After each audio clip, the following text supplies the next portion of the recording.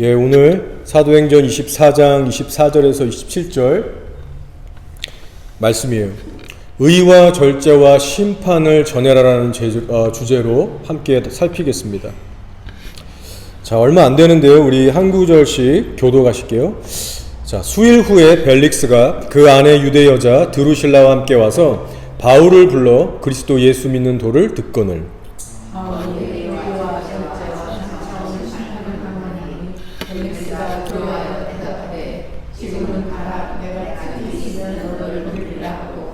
동시에 또 바울에게서 돈을 받을까 바라는 고로 더 자주 불러 같이 이야기하더라.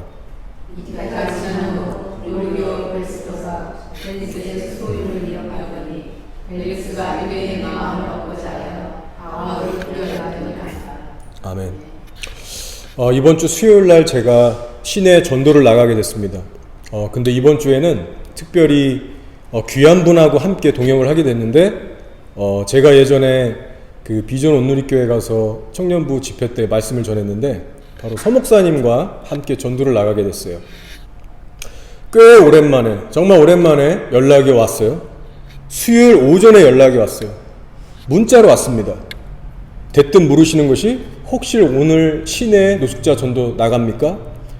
만약에 나가면 나도 함께 전도하고 싶은데 함께 해도 되냐는 문자가 왔어요. 그래서 제가 당연히 됩니다. 그래서 특별히 이날은 둘이 만나서 전도를 나가게 됐어요.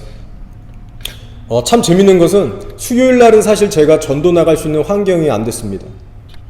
아내가 요새 계속 일을 하고 있기 때문에 수요일 날은 시간상 여유가 없었고 저도 그 시간에 애를 봐야 되기 때문에 전도를 할 수 있는 상황이 아니었어요. 자, 그런데 이번 주에는 신기하게도 아내 직장의 사장님이 연락이 와서 수요일은 오지 않아도 된다, 쉬어도 된다라고 말씀을 하셨고, 그래서 저도 이제 결심하기를, 그래 이번 주에는 그럼 수요일날 내가 전도를 나가야겠구나 라고 다짐을 하고 있었던 차에 갑자기 서목사님에게 연락이 온 겁니다.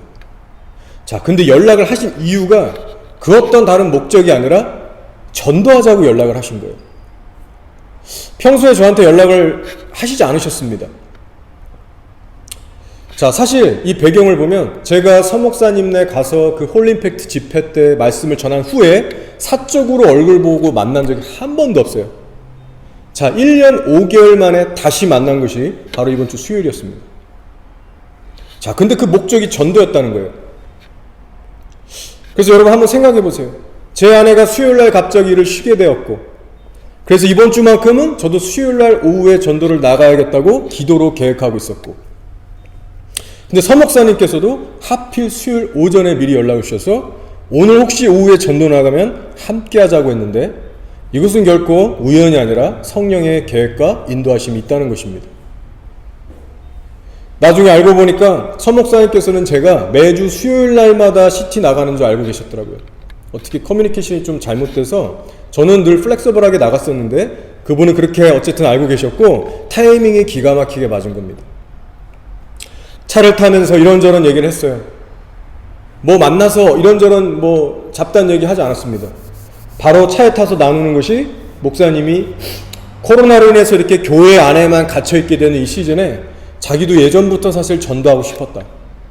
청년들이 속수무책으로 무너지고 있고 교인들 전체가 이 온라인 예배를 하면서 많이들 지금 다운되고 있다. 그래서 본인은 그런 마음이 있었대요. 그리고 말씀하시는 것은 한국인으로서 이 외국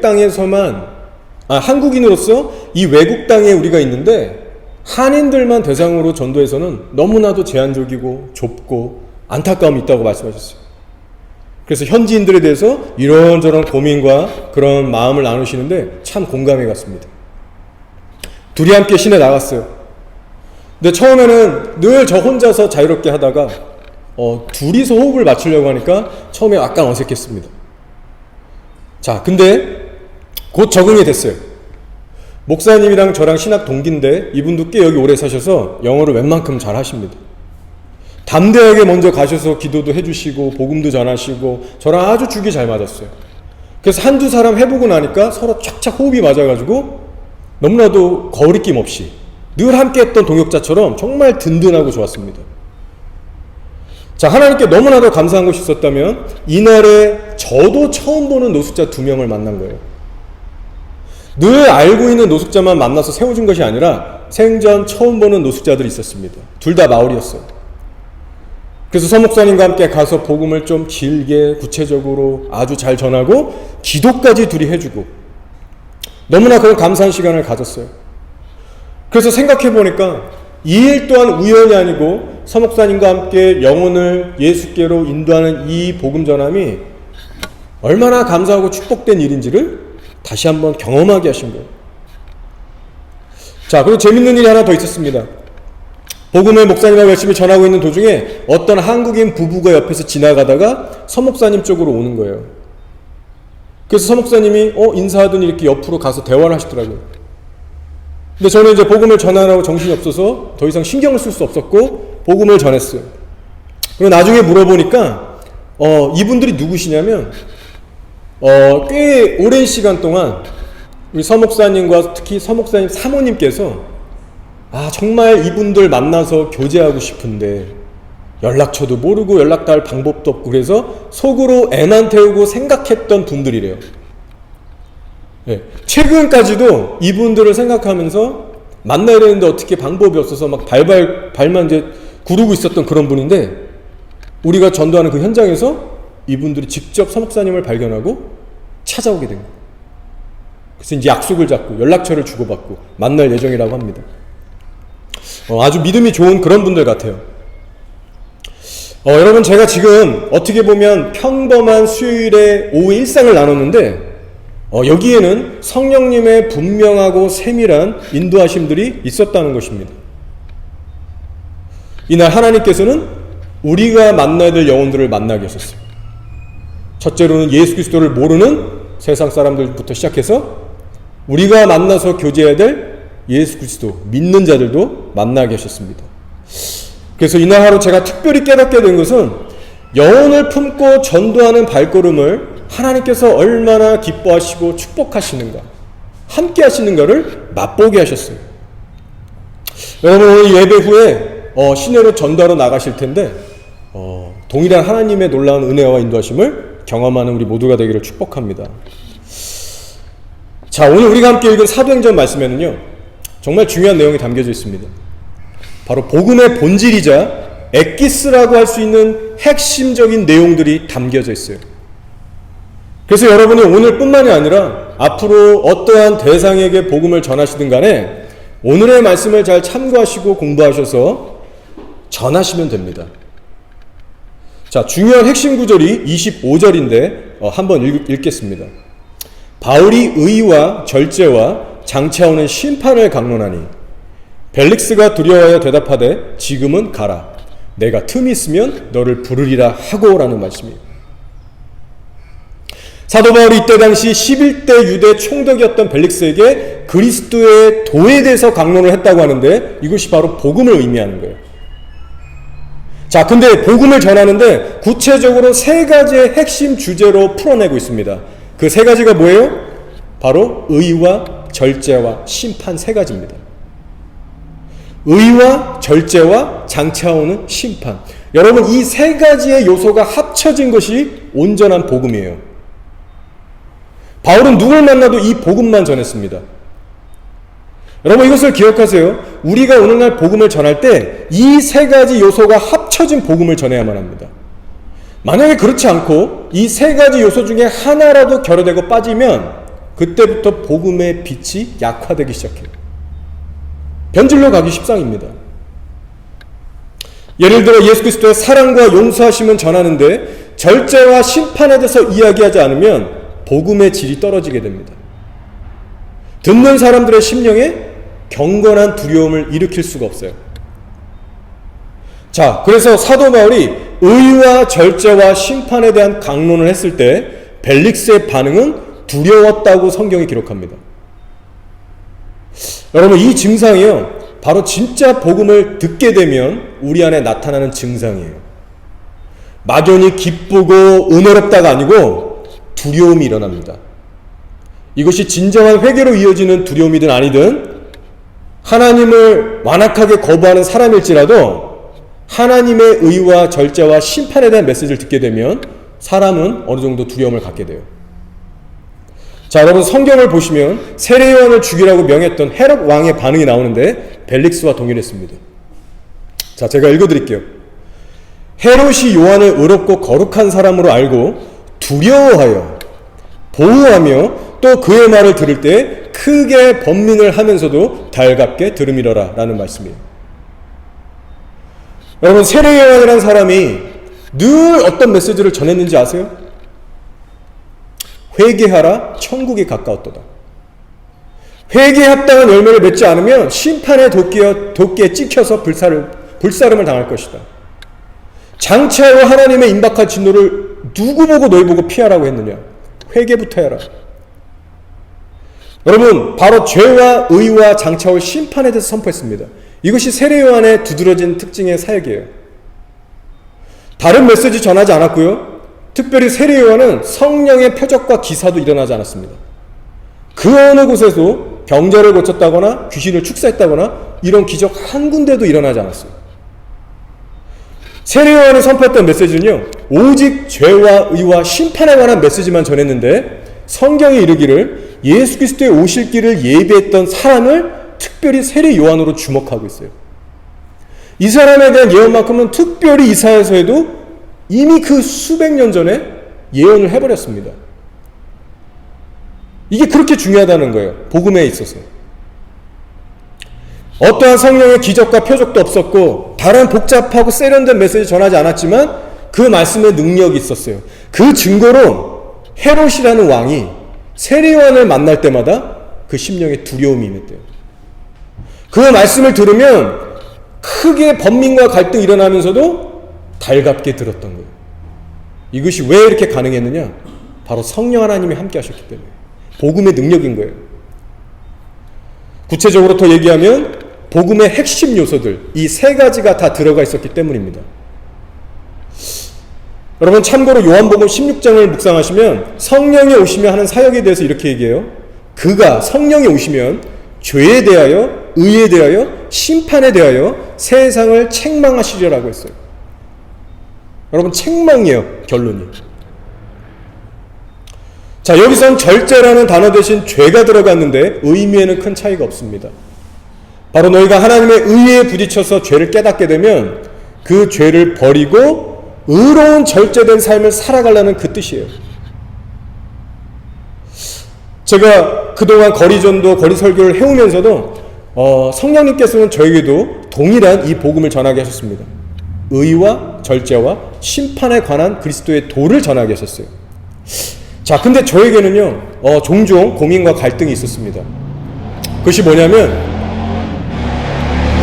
이 불쌍한 노숙자들에게 맨날 회개해라, 회개 안 하면 지옥 간다, 하나님의 거룩, 공의, 막 이런 것만 외치다 보니까 저도 인간적으로 이게 힘들고 부담스러울 때가 옵니다.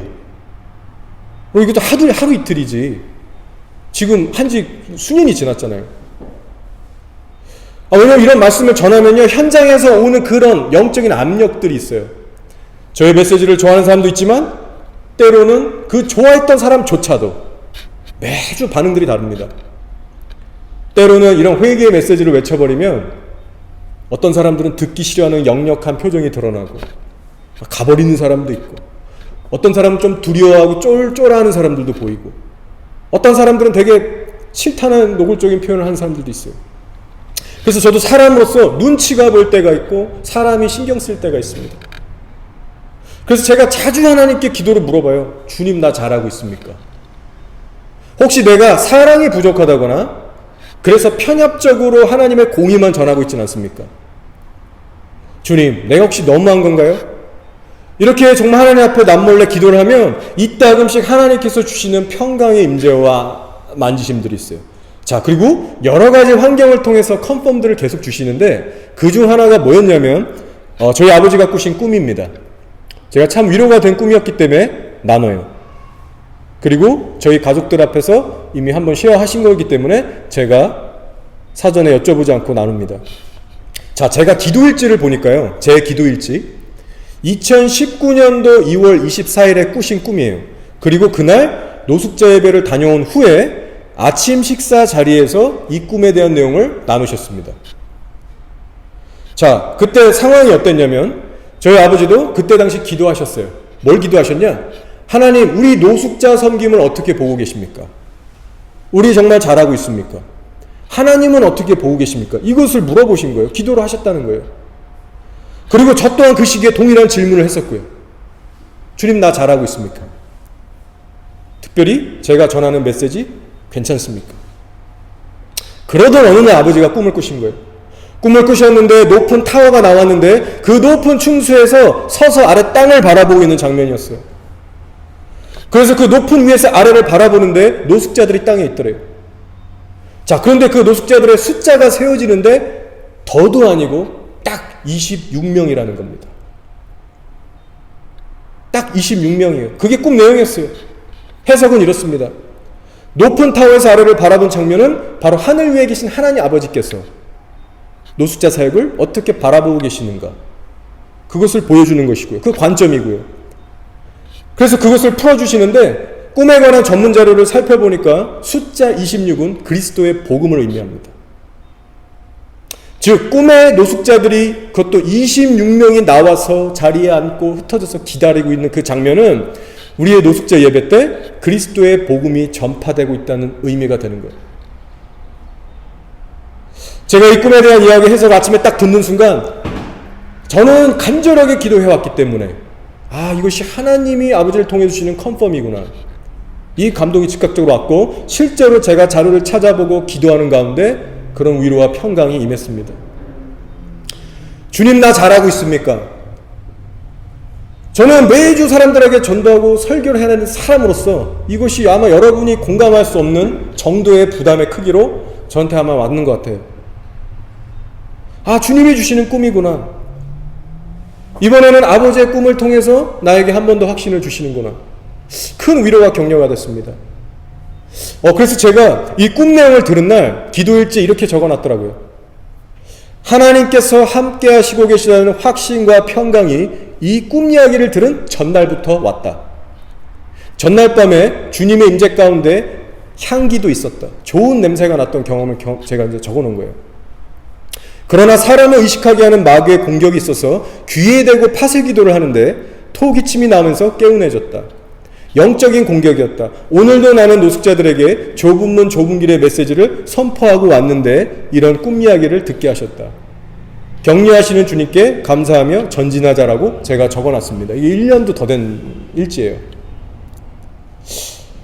제가 오늘 이 설교를 준비하면서 문득 이 꿈 내용이 생각났습니다.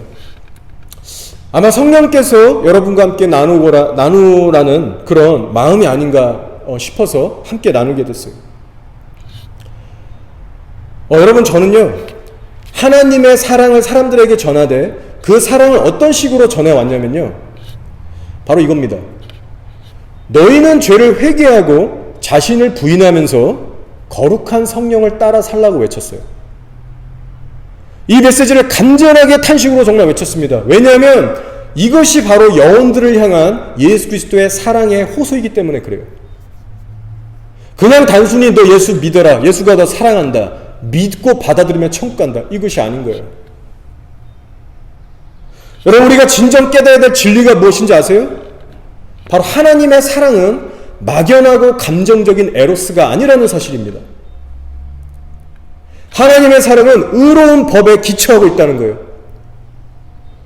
그래서 하나님의 사랑은 반드시 영혼으로 하여금 죄를 깨닫게 하고 회개하게 하시고 또 그 죄와 싸우는 길로 인도하십니다. 그래서 이 과정을 신학적인 전문적인 표현으로 뭐라고 하냐면 성화의 과정이라고 해요. 성화. 그러나 여러분, 중요한 것이 무엇입니까? 바로 이 성화의 과정에는 믿는 자들의 믿음과 순종도 요구된다는 거예요. 즉 자기 십자가, 자기 부인이라는 대가 지불이 요구된다는 겁니다. 그리고 이것이 바로 복음의 세 가지 핵심 중 한 가지인 절제라는 부분이에요. 바로 바울이 전한 의와 절제와 심판이라고 할 때 그 가운데 있는 절제입니다. 그래서 성경이 성도들에게 분명히 경고하는 바는 너희가 성령을 쫓지 않고 육신대로 살면 반드시 죽을 것이다. 그러니 성령을 의지하여 육을 죽이고 다스리는 그 좁은 길을 따라 살라고 선포하고 있어요. 그래서 이 의와 절제와 심판에 대한 도는요, 하나님의 우리를 향한 간절한 탄식과 사랑의 호소가 들어가 있는 메시지라는 것입니다. 다 녹아져 있는 거예요. 의만을 전하는 것이 아니라는 겁니다. 그래서 우리가 복음을 증거할 때 주님이 너희를 사랑한다, 이걸 믿고 영접해라가 아니라 죄를 미워하시는 하나님께서 너희에게 기회를 주시고 용서해 주시기를 원하시니 이제 회개하고 열매를 맺으며 살아라. 그래서 영원한 진노의 심판에서 건짐을 받아라. 왜 스스로 죽으려 하느냐, 이거예요. 이것이 구약 이스라엘에게 외쳐진 복음의 메시지고 신약에서도 동일하게 연결되는 메시지입니다.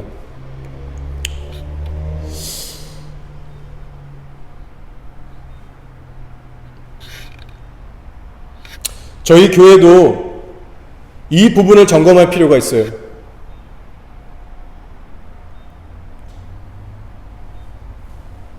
오늘날 교회 안에요, 교회 안이나 교회 밖이나 예수님의 이름을 안 들어본 사람은 거의 없습니다, 사실. 특히 기독교의 유산을 갖고 있는 뉴질랜드는 마찬가지예요. 지옥이나 심판에 대해서도 나름 다 들어봤습니다.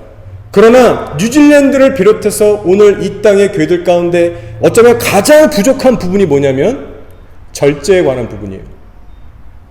의에 대해서 들어봤고 천국 지옥 심판에 대해서 들어봤어요. 근데 많은 세상 사람들과 기독교인들조차도 절제에 관한 삶에 대해서만큼은 별로 그렇게 심각하게 여기는 풍조가 교회 안에 아직까지도 많이 없습니다. 우리 교회도 이 부분을 그래서 점검할 필요가 있어요. 절제에 관한 이 복음의 도가 우리 교회 어린이들부터 우리 여기 있는 청년들, 어른들의 삶 안에서 정말 열매를 맺고 있는가? 만약 이 부분에 있어서 열매가 보이지 않고 있다면 이것만큼 심각한 일이 없는 겁니다, 여러분. 여찬이 다리 똑바로 앉고, 예배 시간이니까. 오늘날 수많은 교인들이 믿는 복음에는요, 절제가 쏙 빠져 있습니다. 그리고 대신 절제 대신 믿음을 대체했어요. 그래서 의와 절제와 심판이 아니라 의와 믿음과 심판, 이렇게 자기의 편의대로 바꿔버렸습니다. 무슨 말이에요? 순종과 거룩, 자기 십자가를 요구하는 절제의 삶을 쏙 빼버리고 그저 믿기만 하면 구원받는다는 식의 개념을 가지고 절제 대신 믿음을 넣어버린 거예요. 경건의 능력을 보시는 하나님 앞에서 경건의 능력을 정작 빼버리고 모양만 갖춘 꼴이 된 겁니다. 이제 나는 예수 그리스도의 의를 입었으니 어떤 식으로 살아도 지옥의 심판을 받지 않을 거야. 스스로 속고 있는 거예요. 저희는 이렇게 어리석고 무지한 자들이 돼서는 안 됩니다. 그리고 여러분 오늘 전도하실 때, 그리고 앞으로 누군가를 만나 전도하실 때 의와 절제와 심판에 관한 이 세 가지 사항을 정말 잘 증거할 수 있는 자들이 되실 수 있도록 스스로 훈련을 해나가시면 정말 좋겠어요. 제가 여러분에게 지난주에 나눠드린 전도지를 보셨는지 모르겠어요. 여러분 그 전도지 내용을 보시면 결국 그 전도지의 내용들도요, 죄와 의와 심판에 관한 내용을 아주 그냥 가볍게 써내려간 요약본입니다. 자, 근데 여러분 아쉬운 점이 있어요.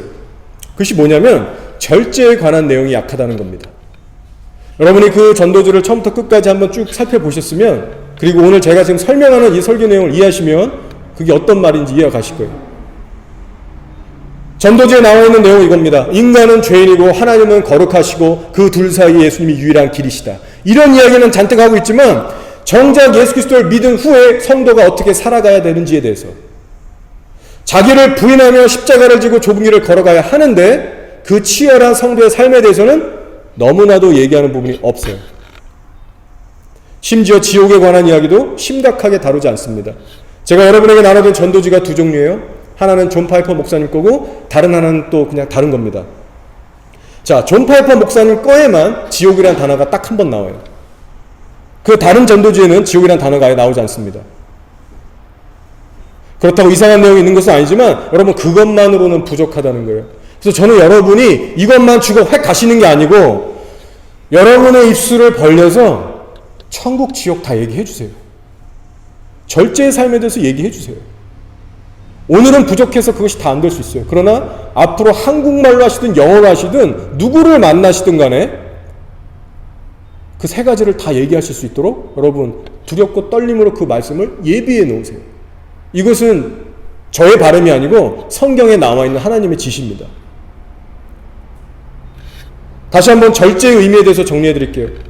절제는 곧 자기 부인, 자기 십자가를 의미합니다. 절제를 영어로 보시면 self-control이에요. 내 자신을 복종시키는 훈련이에요. 즉 내 육신의 본성을 성령 안에서 절제하며 다스린다는 의미가 있어요. 내 육신이 하고 싶은 말, 행동, 생각 이거 십자가에 못 박고 성령이 기뻐하신 뜻에 순종, 복종하는 훈련을 말해요. 하나님이 다 지켜보고 계시는 24시간 모든 삶의 영역에서 적용되는 말입니다. 그래서 여러분 오늘도 노숙자들에게 바로 이 부분에 대해서 얘기해 주시기 바랍니다. 많은 사람들이 지나가면 키위들도 먹을 거 주고 돈 주고 정부나 교회들에서 많이 먹이고 입히고 도와줘요. 그런데 그들이 정작 가장 들어야 될 말은 너 이러다가 지옥 간다. 너 정말 죄랑 싸우는 그 복음 진짜 만났니? 너 하루에 정말 그 죄와 싸우기 위해서 얼마나 기도하니? 네가 가난하고 혹은 부자라고 해서 그게 중요한 게 아니라 너 정말 죽음 후에는 심판이 있다. 하나님의 의를 설명해 주시고 성령 안에서 그것이 어떻게 가능한지를 얘기해 주시고 심판을 준비하라는 메시지를 전해 주세요. 저의 간증입니다. 제가 노숙자들을 만나서 얘기를 해요. 야, 예수가 너 사랑해. 믿으면 천국 갈 수 있어. 용서받으면 천국 갈 수 있어. 죄 문제가 해결돼. 여러분 이런 얘기 하잖아요. 그러면 그거 이미 나 다 안다는 식의 눈빛을 보냅니다. 별 감동 안 받아요. 자, 근데 제가 진지하게 회개의 열매를 묻고 자기 부인을 얘기하고 자기 십자가를 얘기하면서 천국 갈 자 많이 없다. 좁은 길로 가는 자만이 천국 간다고 얘기했다. 말씀을 있는 그대로 들이대고 진지하게 얘기하기 시작하면요.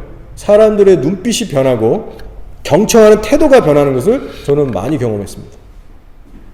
이 사람들도 아는 거예요. 지금 이 사람이 그냥 어줍지 않은 인간적인 사랑으로 예수님 사랑 들먹이면서 하는지 아니면 정말 영혼을 생각해서 정말로 살리고자 하는 그 마음으로 말씀의 정확한 기준을 가지고 성령으로 얘기할 때 이 사람들이 그걸 알아요. 제가 이렇게 사역을 하다 보니까요.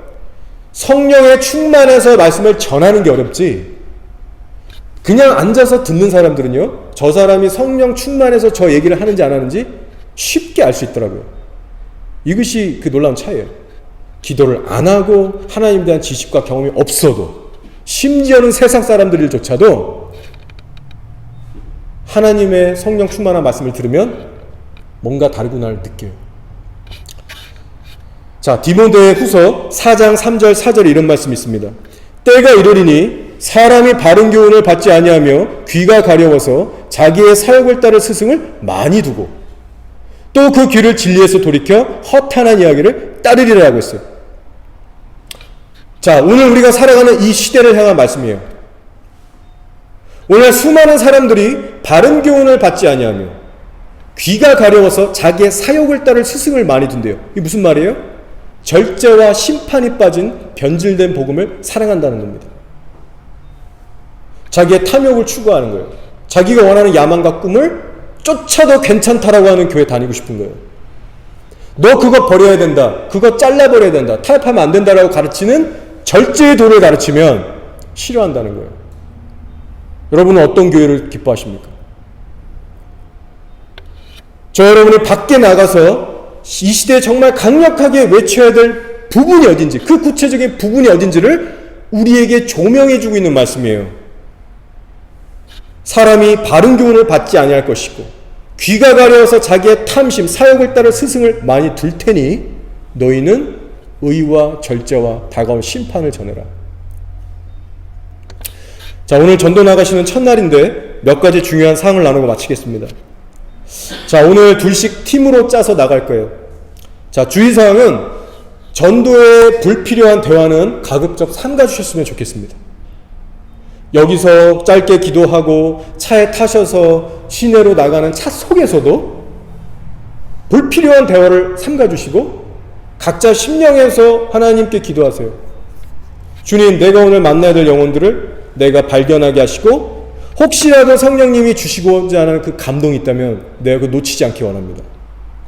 나의 마음과 생각을 성령님께 집중하면서 가는 거예요. 운전도 그렇게 하고 주차장에 내려서도 그렇게 하고 밖에 나가서부터도 그렇게 하는 거예요. 지나가는 멋진 차들, 세일한다는 광고판, 빌딩, 사람들도 보지 마시고 특별히 노숙자들은 밑에 앉아 있습니다. 시선을 밑으로 내리세요. 여러분이 만약 이런저런 얘기하시고 웃고 수다를 떨게 되면 복음에 대한 열정 반드시 소멸됩니다. 성령님에 대한 집중력 반드시 떨어집니다. 이게 제가 해봐서 알아요. 심지어는 예전에 졸려서 아침에 전도 나갈 때 커피를 사서 먹으면서 간 적도 있었어요. 근데 그것조차도 나중에는 부담스러워서 안 하게 됐습니다. 커피를 즐기면서 뭔가 그런 여유를 즐기고자 하는 그 약간의 버려진 마음들이 영혼들에 대한 탄식과 성령에 대한 집중도를 떨어뜨리게 하더라고요. 여러분, 중요한 것은 성령님께 집중하는 거예요. 내가 전도를 단순히 했다 안 했다 행위를 따지는 게 아니고 내가 이 전도 가운데 성령님과 동행했느냐 안 했느냐, 여러분 이것을 따질 수 있어야 됩니다. 자, 그리고 여러분 이제 전도가 시작됐어요. 노숙자들하고 얘기를 했어요. 그리고 대부분 여러분 노숙자들은 앉아 있습니다. 국어를 하니까. 여러분도 거기 가서 무릎 꿇고 앉으세요. 서서 이렇게 하지 마시고, 물론 그렇게 해도 돼요, 때로는. 그러나 여러분 상황에 맞게 겸손하게 했으면 좋겠습니다. 그리고 여러분 노숙자들과 얘기하시다 보면 저도 영어가 뭐 완벽하지 않기 때문에 가끔씩 막힐 때가 있어요. 사람마다 대화가 잘 안 되는 경우가 있습니다. 그러면 여러분 그 순간에도 성령 안에서 계속 속으로 기도하시고 의지해 보세요. 그러면 어떤 필요한 대화로 또 물꼬를 터주시는 그런 경험들을 할 수 있습니다. 자, 처음에는 이런 것들이 쉽지만은 않을 겁니다. 근데 당연한 거예요. 왜냐, 그만큼 훈련이 안 돼 있기 때문에. 복잡한 시티 속에서 수많은 그 인파 속에서 신경 쓰지 않고 예수 그리스도의 마음으로 복음을 집중해서 전하고 기도해 줄 수 있는 그 훈련은 여러분 시간이 좀 필요합니다. 경험이 쌓여야 돼요. 그리고 간절한 기도의 준비가 없이는 어렵다는 것을 하면 할수록 체험하시게 될 겁니다. 자, 그리고 한 사람이 복음을 전하시면 다른 사람은 옆에서 거들시거나 아니면 중보기도를 해주시기 바랍니다. 속으로 조용히 하시면 돼요. 지혜로운 할 말을 주시라고 계속해서 서포트 해주세요. 자, 그렇게 여러분 1시간이고 1시간 반이고 제가 보니까 평균적으로 다운타운 기차역 이런 데서부터 쭉 가서 저기 어퍼하버 전에 저기 아이맥스 쪽까지만 이렇게 쭉 돌아도요 거의 한 1시간, 1시간 반 걸립니다. 자, 전도가 끝난 후에는요 따로 한적한 곳에 가셔서 오늘 만났던 대상자들의 이름을 기억하셔서 그 사람들을 위해서 하나님께 기도하시고 감사기도로 마무리하시면 돼요.